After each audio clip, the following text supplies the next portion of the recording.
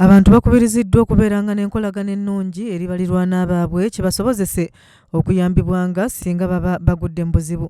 Kale nga naalisabye nti abapangisa bonna ng'ozze mu kitundu muliraanwawo otwale ng'ensonga okusobola okumanya n'ebikwatako. Ekyo nkibakubiriza omukyala tetulina kye tumumanyiiko era kyamani akubidde ate kyamani w'omu bataka kubanga yali yazimba ennyumba mu bataka. Bino byogeddwa abakulembeze b'ekyengera Nabaziza nga kiddiridde okusanga mutuuze munnaabwe Ssemanda Olivia ng'atemera mu gy'obusanvu nga yafiira mu nnyumba ye ennaku 3 emabega. Amaze ennaku nga 3 nga mu 7.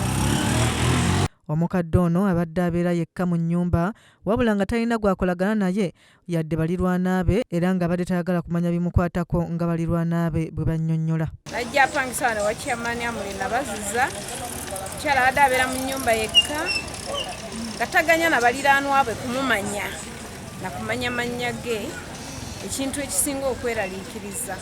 Kale nga naalisabye nti abapangisa bonna ng'ozze mu kitundu muliraanwawo otwale ng'ensonga okusobola okumanya n'ebikwatako.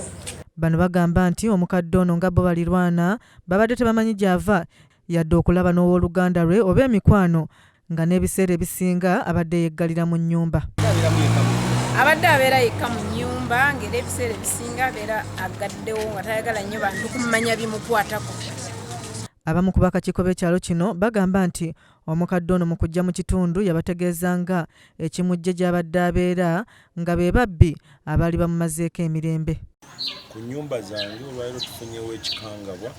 Waliwo omutuuze waffe amanyiddwa nga Ssemanda Olivia yava Nabbingo mu bataka ng'agamba ababbi bamutigonya n'ajja n'apangisa wano okumala omwaka ate n'amaana akomawo oluvannyuma era n'amaana bazeewo emyezi nga 6. Wabula kansala w'ekitundu kino Tomusange Ssebuggwawo wano wasinzidde n'akubiriza abantu naddala abakuze mu myaka okwewala okusula bokka mu nnyumba kubanga si kirungi eri obulamu bwabwe. Yeyawula ku nsi nga ye aliwo yekka ayagala kubeera bw'omu okuggyako ne Katonda eribadde agamba abantu be bonna ekyamazima tabaagala bamulirwana tabaagala.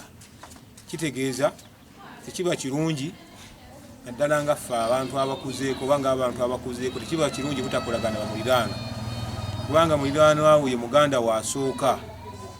Kiba ekyokuyiga eri abantu abalala bali eyo. Kizza Peter yakusakidde eggulire lino ku lwa KSTV aga leero.